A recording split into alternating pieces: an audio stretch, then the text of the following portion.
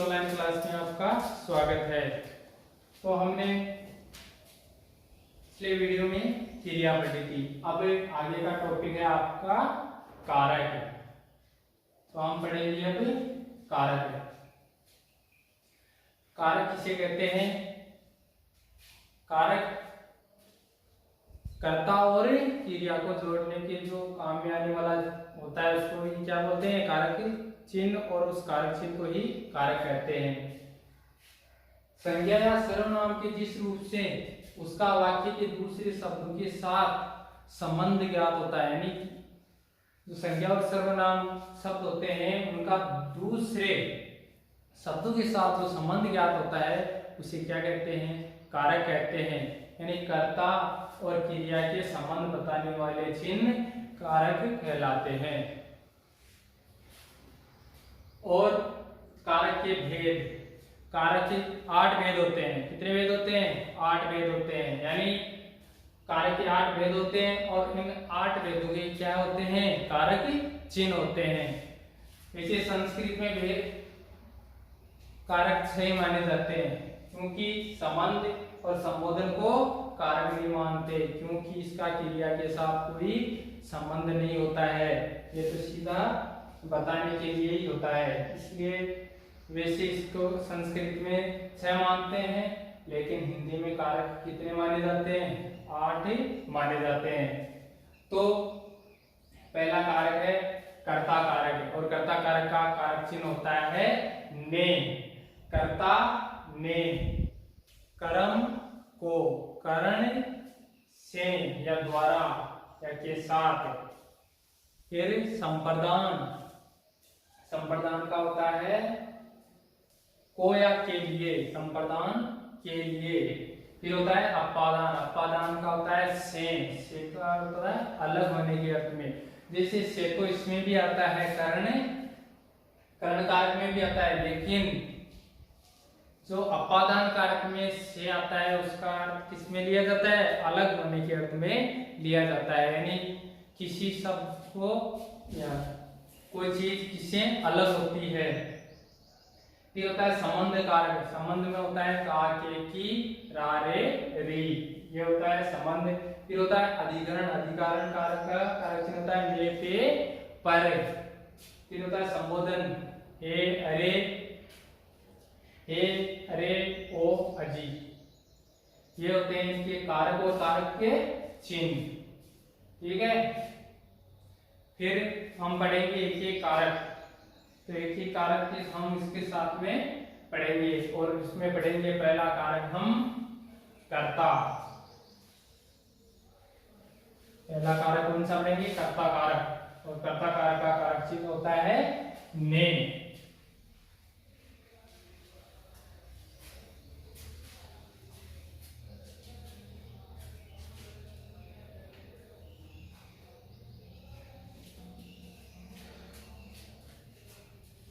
पहला पढ़ना है कर्ता कारक। कर्ता कारक का कारक चिन्ह ने।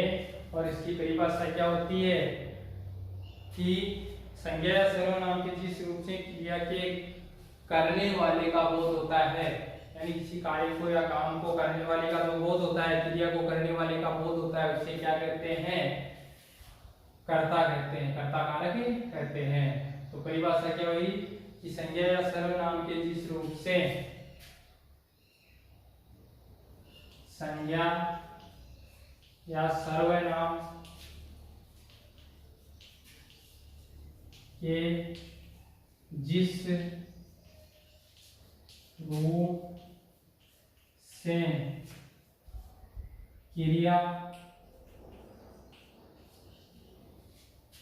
के करने वाले का बोध होता है। तो करने वाले का बोध होता है, उसे क्या कहते हैं? उसे कर्ता कारक कहते हैं। तो किसी कार्य को या मान लो या क्रिया को करने वाले का बोध होता है तो उसको क्या कहते हैं? कर्ता कारक कहते हैं। जैसे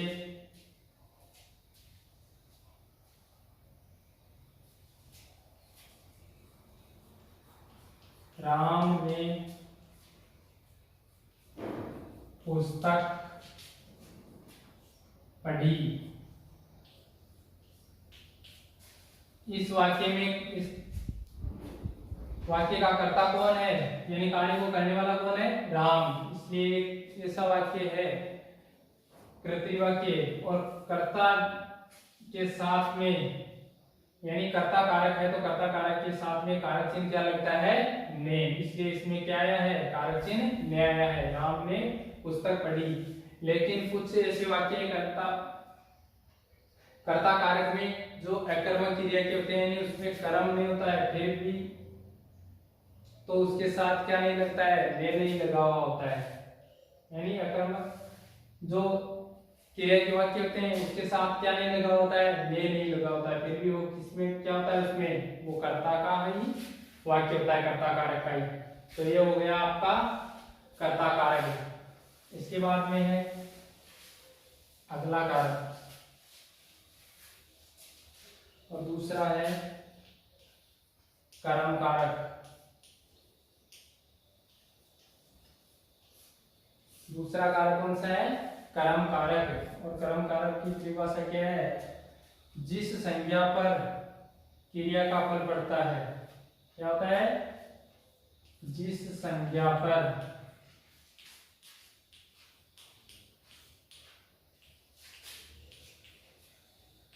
क्रिया का फल पड़ता है,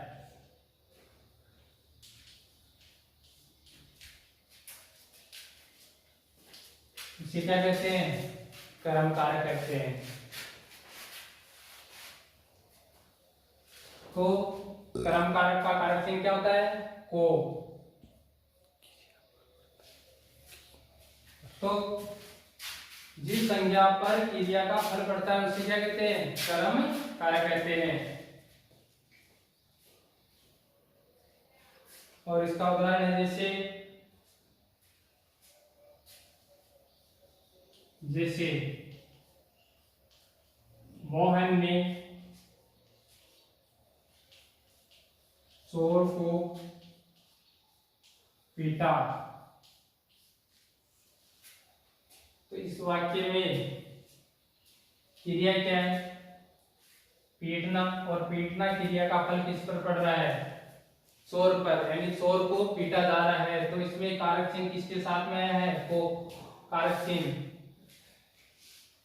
यानी चोर के साथ में आया है। इसके किसका है, कर्म कारक का है, यानी चोर के साथ क्या है, कारक चिन्ह है। क्योंकि पीटना क्रिया का ज्यादा फल किस पर पड़ रहा है, चोर पर, यानी पीटना का कार्य किसके ऊपर किया जा रहा है, चोर के ऊपर। तो ये किसका वाक्य हुआ, कर्म क्रिया, कर्म कारक का। सॉरी, इसके साथ ये क्या हो गया, कर्म कारक का उदाहरण।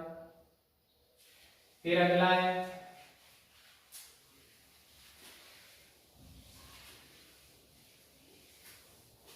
तीसरा कारक। तीसरा है कारण कारक। और कारण कारक का कारक होता है से, के लिए, से, द्वारा,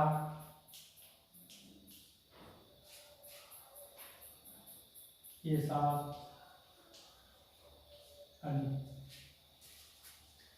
और इसकी परिभाषा क्या होती है कि कर्ता जिसकी सहायता से क्रिया करता है, यानी जो कर्ता होता है कार्य का करने वाला, वो जिसकी सहायता से कार्य करता है उसी को क्या कहते हैं, कर्ण कारक कहते हैं।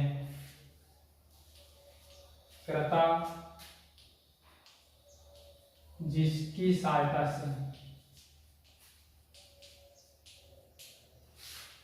से क्रिया करता है,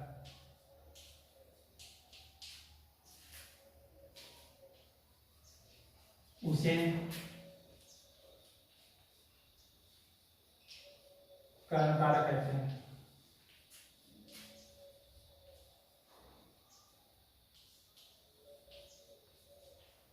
है कर्ता जिसकी सहायता से कार्य करता है उसको क्या कहते हैं, करण कारक। जैसे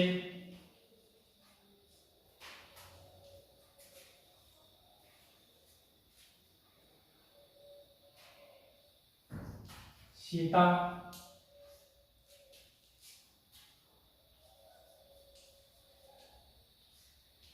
चाकू से फल काटती है।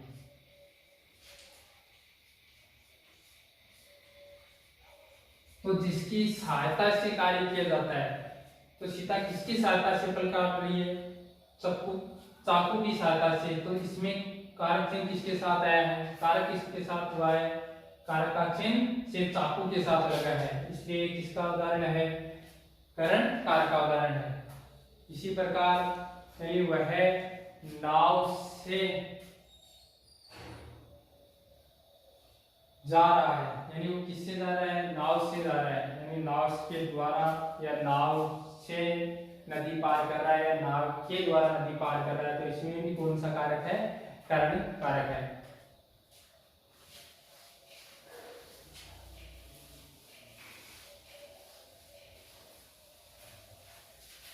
इसके बाद में अगला कारक है चौथा,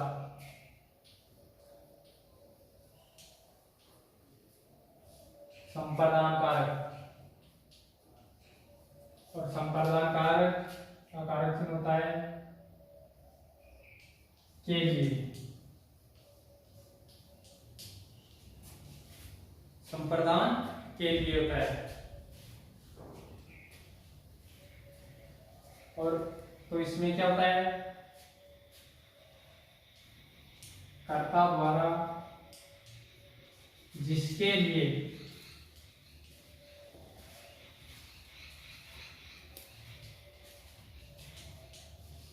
कार्य किया जाता है,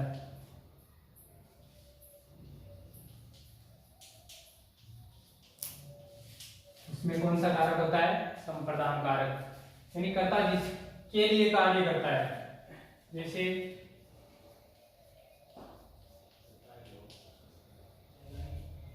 जैसे राम मोहन के लिए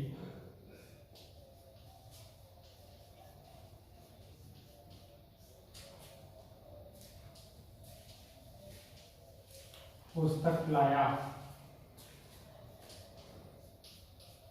राम मोहन के लिए पुस्तक लाया, तो कर्ता जिसके लिए कार्य करता है उसमें कौन सा कारक होता है, संप्रदान कारक होता है।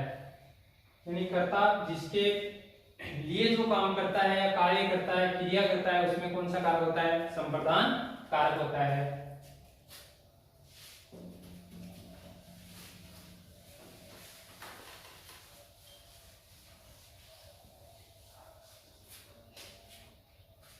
अगला है पांचवा, अपादान कारक।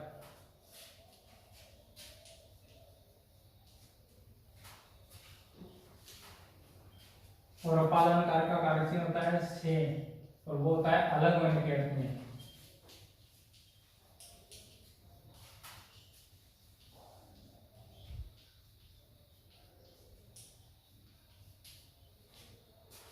यानी जिस क्रिया से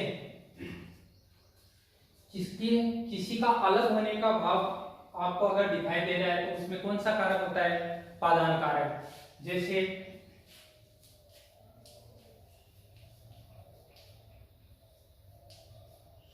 हिमालय से गंगा निकलती है,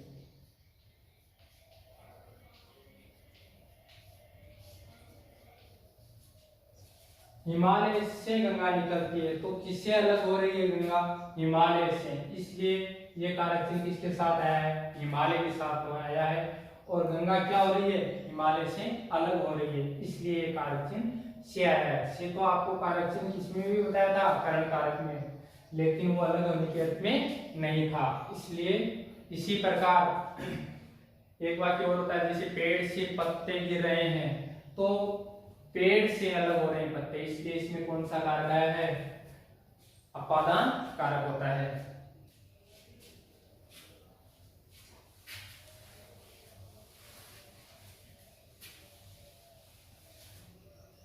अगला कारक है छठा,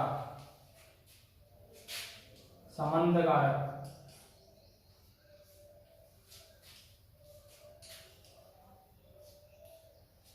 इसका कारक से होता है का, के, की और आरे की।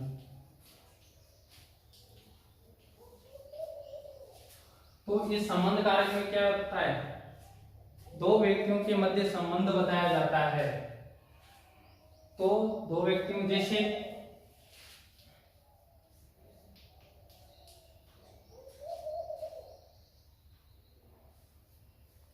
राम का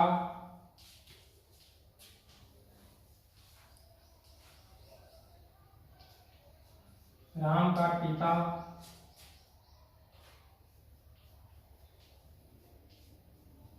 दशरथ है, तो इसका संबंध बताने के लिए, यानी राम और उसके पिता का क्या संबंध है, उसको जोड़ने के लिए का कारक चिन्ह है, यानी राम का पिता दशरथ है। तो ये कारक चिन्ह कौन सा है? संबंध बताने के लिए का कारक चिन्ह यहाँ पर यूज किया गया है। ये कारक चिन्ह उसी के साथ लगता है जिसका संबंध बताया जाता है, तो संबंध कारक होता है। इसके साथ आगे है सातवां अधिकरण कारक।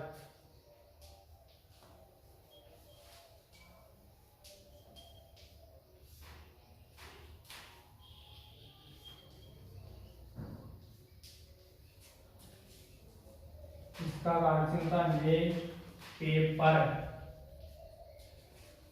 इसका अधिकरण कारक का क्या होता है? क्रिया के साथ उसका आधार बताया जाता है, यानी आधार जिसे मालूम हो वहां पर कौन सा कारक होता है? अधिकरण कारक है। जैसे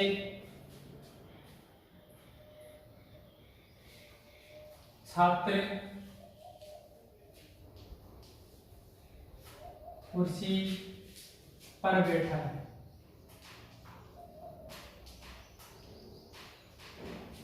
तो इस पर कुर्सी, बालक का बैठने का जो आधार है वो क्या है? कुर्सी है।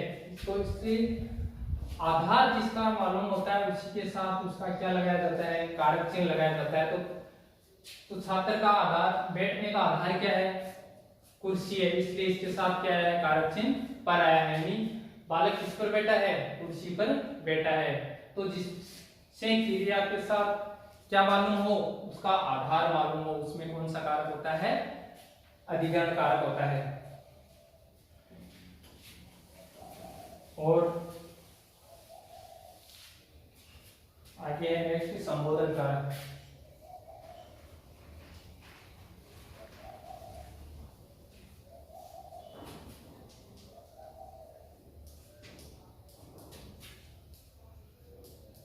इसका कारक चिन्ह होता है हे, अरे, ओ। तो इसमें क्या होता है? संबोधन यानी किसी का संबोधित करने के लिए जिसका भाव, जिस संख्या के जिस रूप से किसी व्यक्ति को पुकारने या उसको संबोधित करने या बुलाने का भाव जिससे प्रकट हो, उसमें कौन सा कारक होता है? संबोधन कारक होता है। यानी किसी को पुकारने, बुलाने या बतलाने के लिए जिसका उपयोग किया जाता है, उसमें कौन सा कारक होता है? संबोधन कारक होता है। जैसे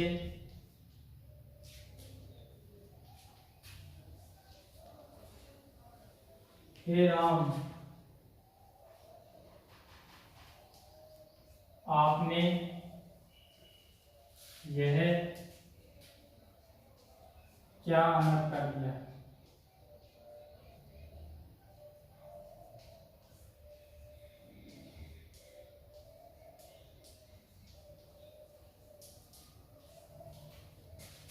तो प्रार्थना करने के लिए, यानी राम का क्या है? बुलाने या पुकारा गया है, या किसी को बुलाने के लिए जो दूर खड़ा होता है, अरे, तो उस आवाज में क्या होता है, उसको बुलाने के लिए अरे की आवाज लगाई जाती है। तो वहां पर कौन सा कारक होता है, संबोधन कारक होता है। हाँ, हे राम आपने अनर्थ कर दिया।